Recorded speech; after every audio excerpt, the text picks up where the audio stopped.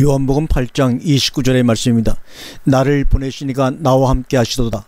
내가 항상 그의 기뻐하신 일을 행함으로 나를 혼자 두지 아니하셨느니라. 아멘.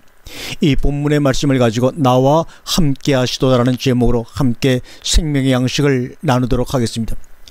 오늘 본문에 보면 주님의 신앙생활의 극치를 한마디로 표현하셨다고 말할 수가 있습니다.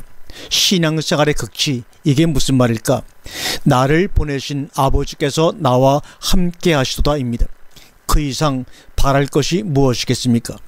사람들은 하나님께서 항상 자기와 함께 해주기를 바라고 기도합니다. 그러면서도 하나님은 자기와 함께 해주시지 않는다고 늘 불평불만합니다. 한번 생각해 보세요. 함께 해주시지 않으신 것인가, 아니면 못하시는 것인가? 사람들은 자기가 좋아하는 돈벌이를 하면서 왜 하나님은 자기의 돈벌이에 함께 해주지 않는가 불평합니다.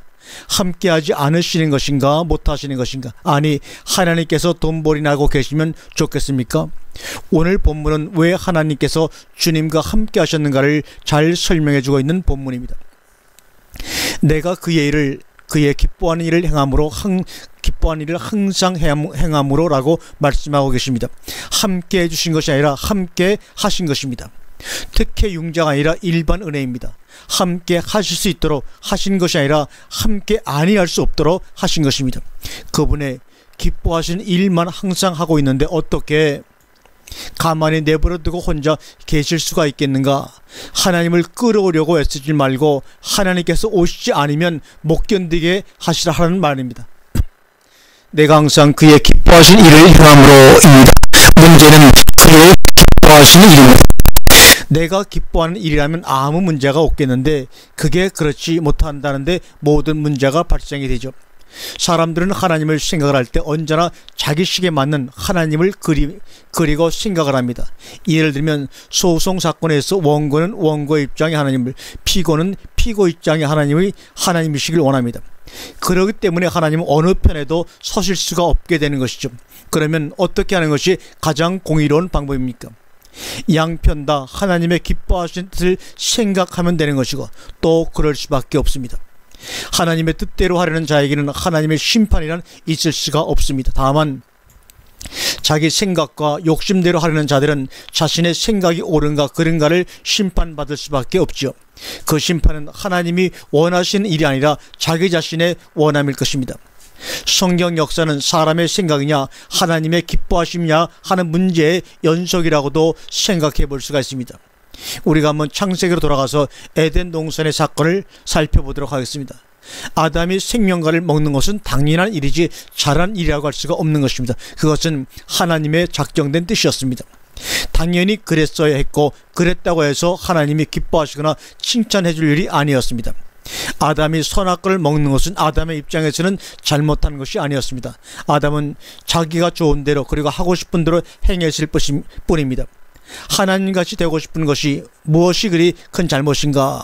문제는 그것이 사람의 생각이었다는 데 있고, 또한 그것은 뱀의 생각, 곧 옛뱀, 마귀, 사탄의 목적이었다는 데 모든 문제가 있는 것입니다. 우리 역시 마찬가지 아닌가요? 내가 좋아서 돈 벌고 벌어서 잘 쓰고 즐기고 먹고 마시는데 그게 무슨 잘못인가? 내가 도적질을 했나 강조질 했나 하고 항변을 합니다. 아니, 어떤 분은 내가 교회에 헌금도 많이 하고 11조도 꼬박꼬박하고 식으로 자기의 정당성을 내세우며 무죄론 내지는 공정론을 펴니다. 그렇습니다. 자기 입장에서 보면 아담처럼 아무 잘못이 없습니다. 그것은 정당한 것이요 또한 칭찬받을 만한 일이기도 합니다. 그러나 하나님의 입장에서 보아도 그런 것이냐는 문제입니다. 가인과 아벨은 똑같이 하나님께 제사를 드렸습니다. 아벨은 양치는 자였기 때문에 양의 첫 새끼와 기름을 드렸고, 아벨 역시 농사꾼이었기 때문에 땅의 소산물을 드린 것뿐입니다. 아벨이 정당한 제사를 드린 것처럼 가인 역시 자기 입장에서는 정당한 제사를 드렸다고 생각을 했습니다. 또한 사실이 그렇지 않습니까? 자기 소득으로 제사를 드린 것이 왜 잘못인가? 그렇다고 그때 당시에서는 이렇게 드리라고 하는 율법이 있었느냐면 그런 것도 없었습니다. 그러므로 땅의 소산으로 제사를 드려도 그것은 죄로 여길 수가 없었습니다. 그러므로 가인은 자기의 정당성을 주장하면서 자신의 제사를 받지 않으신 하나님뿐만 아니라 아벨의 제사만 받아주신 하나님에 대해 분하여야 할 뿐만 아니라 이 안색조차 변할 수밖에 없었던 것입니다.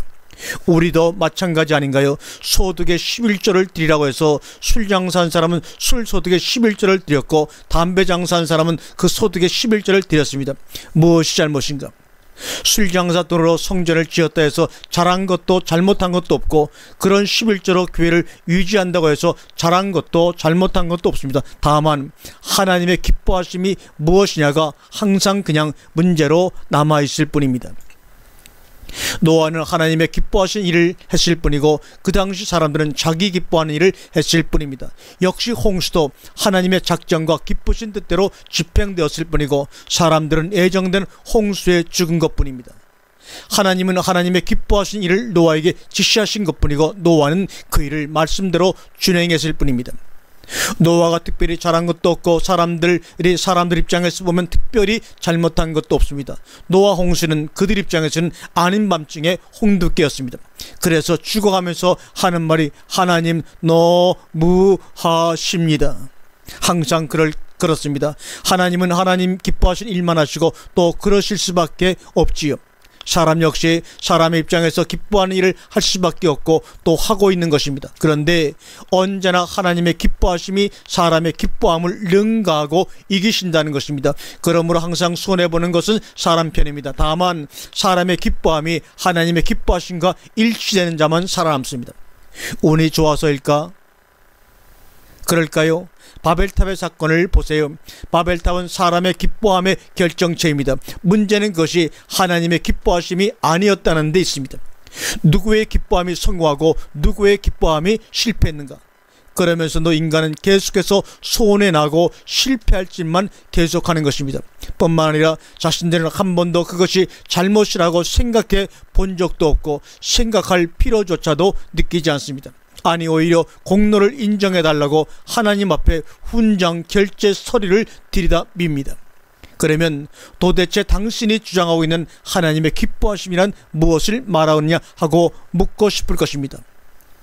여기서 단답을 말한다 해서 먹혀 들어갈 성질의 것도 아니고 또 단답식의 대답을 들어서 안다 할지라도 알았다는 그것으로서 무해결되는 문제가 아닐 뿐 아니라 듣고 보면 기가 따갑도록 들어온 그런 흔한 말일지도 모릅니다. 아담은 선악과를 먹으면 안 된다는 사실을 몰라서, 아니 생명과를 먹어야 한다는 사실을 몰라서 그랬던 거예요. 정말로 잘 알고 있었는데도 그리했습니다. 단답식 대신 성경에 기록된 한 사건을 들어서 답을 대신해 보도록 하겠습니다. 우리가 누가복음 10장을 보면 두 가지 사건이 뒤쪽에 기록되어 있습니다. 하나는 선한 사마리아 사람의 이야기고 나중 나오는 이야기는 마르다와 마리아 이야기입니다. 이 두 사건은 좋은 대조를 이루고 있습니다. 하나는 강도 만난 자를 선한 사마리아 사람이 돌보아 주는 것이고, 마르다 사건은 마르다가 주님을 공개한 이야기입니다.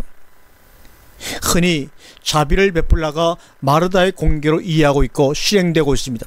그런데 본문은 그렇게 한 마르다를 주님은 실책하시며 오히려 손가락 하나 움직이지 않으면서 주의 발 아래 앉아 그의 말씀을 들은 마리아에게 마리아는 이 좋은 편을 택하였으니 빼앗기지 아니하리라고 칭찬하시고 계심을 보여주고 있지요.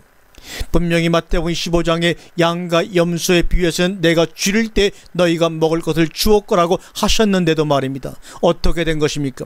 바로 사람의 생각과 하나님의 기뻐하심의 차이점이 노출이 된 장면입니다. 사람의 생각은 항상 자비를 베풀어야 할 사람은 나다라고 생각하고 있습니다. 왜요? 자비 베품을 받아야 할 사람이라는 생각은 왜 못하는가 말입니다. 하나님의 기뻐하심은 도적질하고 죽이고 멸망시키는 강도, 절도 등에게 철저하게 당하고 있는 우리에게 생명을 얻게 하고 더 풍성히 얻게 하는 것이라고 요한복음 10장 10절에 말씀하고 있습니다. 즉 자비 베품을 받게 하는 것입니다. 일반적인 상식으로 는 강도는 약자를 도와줌으로 기분 좋아하는 것입니다. 우리 하나님은 강도 도적대들의 만행으로부터 우리를 건져내시는 것을 심히 기뻐하신다는 말입니다. 그런데도 사람은 주제 파악도 못하고 지금도 나는 자비를 베풀어야 한다는 자부심과 함께 부담을 가지고 살아갑니다. 마르다는 주님을 공개함으로 기쁘시게 할 사람이 아니라 주님의 말씀 공개를 받아야 할 마리아임을 알아야 한다고 말하고 있는 것입니다. 요한복음 4장 31절 이하에서 제자들이 행로에 권하신 주님께 랍비여 잡소서 하시자 주님이 대답이 무엇입니까? 내게는 너희가 알지 못하는 먹을 양식이 있느니라 하셨습니다. 먹을 것 때문에 정정긍긍하고 밝히시는 그런 분이 아니시라는 겁니다. 그러면 공개할 필요가 없느냐? 아니죠. 다만 공개는 공개요, 말씀 듣는 것은 말씀 듣는 것입니다. 다만 무엇을 먼저 할 것이냐의 선호 문제입니다.